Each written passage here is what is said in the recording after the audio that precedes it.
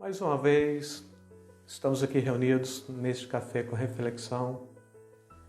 E assim, eu estou de cá, vocês estão daí, mas com certeza, se de fato vocês estão assistindo e não só ouvindo, mas trazendo para a vida de vocês como prática diária, então estamos juntos nessa, né?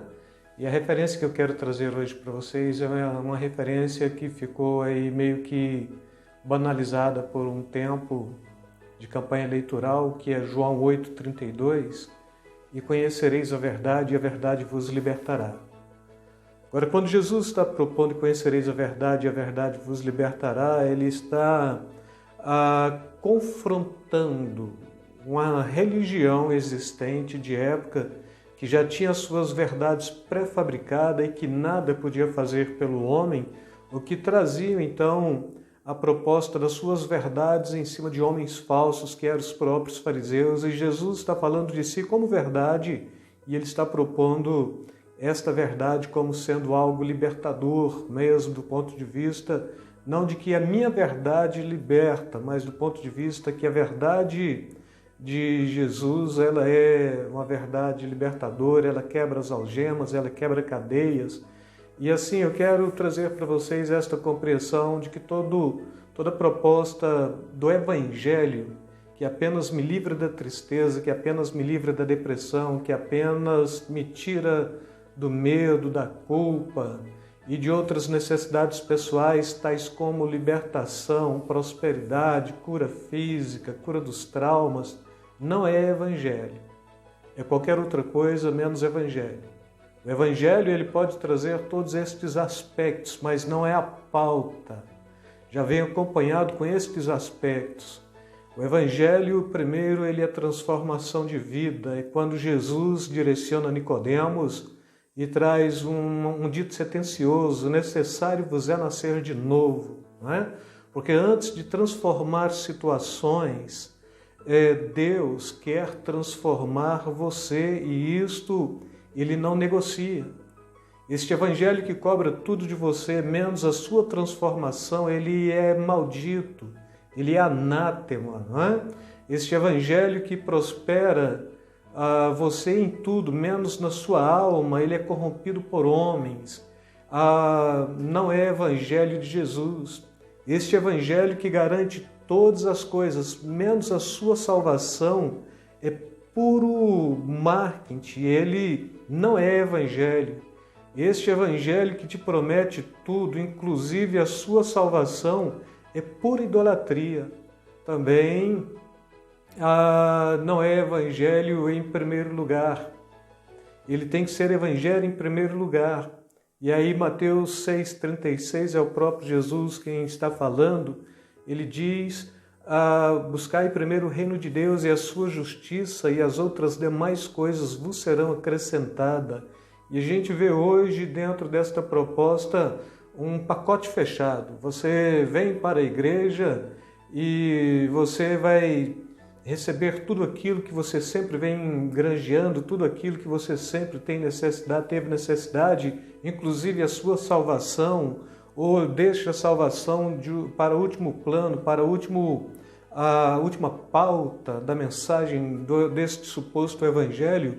Ele não tem nada a ver com Jesus, porque o evangelho de Jesus, ele é um evangelho puro, ele não se mistura, ele não te oferece uma prosperidade, ele não te oferece aí uma libertação, ele não te oferece uma cura física para depois ele te oferecer salvação. Primeiro ele te oferece salvação, e quando Jesus cura alguém, caso do leproso, caso do cego, caso do surdo, do que estava ali no tanque, né? Da porta formosa do templo de Salomão, a proposta de Jesus sempre foi a mesma: olha, não peques mais para que coisa pior não te aconteça. Então o evangelho ele é justamente isto. Este evangelho, em primeiro lugar, ele é transformação de vida. E este evangelho, em segundo lugar, ele é uma mensagem de vida eterna. Então é o próprio João, em uma das suas cartas, primeira carta de João, capítulo 2, versículo 25, e esta é a promessa que ele nos fez, a vida eterna. E depois, 1 Tessalonicenses capítulo 1, versículo 10, somente uma parte diz: Ele te livrará da ira vindoura. Não é? Igrejas fazem promessas de bens, Deus faz promessa de vida eterna. Igrejas procuram melhores métodos, Deus procura melhores homens. Igrejas prometem que se vocês orarem, Deus tem por obrigação ouvi-los. Isto chama-se meritocracia, ou seja, o mérito da minha oração faz Deus me abençoar. Isto é falso, isso é mentira, isto não é autêntico, não é bíblico, não é verdadeiro. Nós oramos atestando a soberania de Deus. Nós oramos sabendo que na nossa oração está o nosso descanso. Nós oramos sabendo que a nossa oração, de fato, ela sempre será uma oração ouvida, porque o Deus que nós servimos é o Deus onipotente, é o Deus da onipotência. A nossa fragilidade, a nossa fraqueza, ela não nos traz a possibilidade de ver um pouco mais além. E, de fato, quando falamos da nossa fragilidade, da nossa fraqueza, nós oramos também porque nós somos fracos. De outra sorte, não precisaríamos orar. Ninguém ora porque é forte, mas porque é fraco. E seu amor é que nos alcança, que de fato estende esta possibilidade de proporcionar algo maior, mais amplo, mais intenso, como transformação de vida, né? E nesse contexto, no seu amor, o amor de Deus para conosco, nós oramos ainda dentro desta proposta da intimidade que temos com Ele.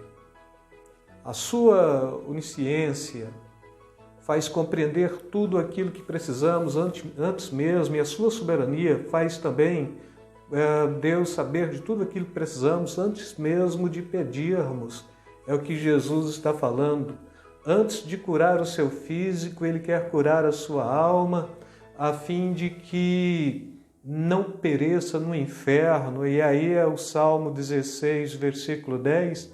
Ainda que este salmo, quando bem feito a exegese, ele é um salmo messiânico, mas ele calha bem nesta proposta, pois ele não deixará a minha alma no inferno e nem permitirá que o seu santo veja a corrupção. Não é? Antes de ouvir os seus gritos, ele quer ouvir o seu coração. E aí, Paulo escrevendo aos Coríntios, capítulo 4, versículo 5, ele trará à luz o que está oculto nas trevas e manifestará as intenções dos corações dos homens. Com isto, irmãos, eu quero deixar esta reflexão com a proposta deste Evangelho como sendo uma mensagem de poder. Isto não descarta a capacidade da razão, do intelecto, mas o Evangelho não é só intelectual, ele é também intelectual. O Evangelho não é só loucura, ele também é loucura. Este Evangelho, mais do que mensagem intelectual, mais do que loucura, ponto de vista de Paulo escrevendo aos Romanos, no capítulo 1, versículo 17, ele diz, é transformação de Deus, é poder de Deus, e do ponto de vista que ele está escrevendo, para te salvar, para nos salvar. Então, assim, conheço a verdade, mas não esta verdade pré-fabricada de homens, de pessoas gananciosas, mas esta verdade que é o próprio Jesus. E ele está propondo em outra passagem bíblica, eu sou o caminho, a verdade e a vida, ninguém vai ao Pai senão por mim. Com isso eu quero deixar esta reflexão e medite nisso, pense no Evangelho, não do ponto de vista do milagre, o Evangelho milagreiro, o Evangelho curandeiro, o Evangelho da prosperidade. Pense no Evangelho como sendo poder de Deus, pense no Evangelho como sendo uma mensagem de vida eterna, e assim este Evangelho ele vai, de fato, encontrar guarida no seu coração, você vai encontrar guarida neste Evangelho, mediante a palavra, e por consequência, salvação da vida eterna. Com isto, quero deixar para vocês, mais uma vez, beijo no coração, beijo na alma e caminhe propondo de fato que este Evangelho, ele é poder de Deus, ele te transformou e ele está transformando homens o tempo todo. Fiquem na paz, amados.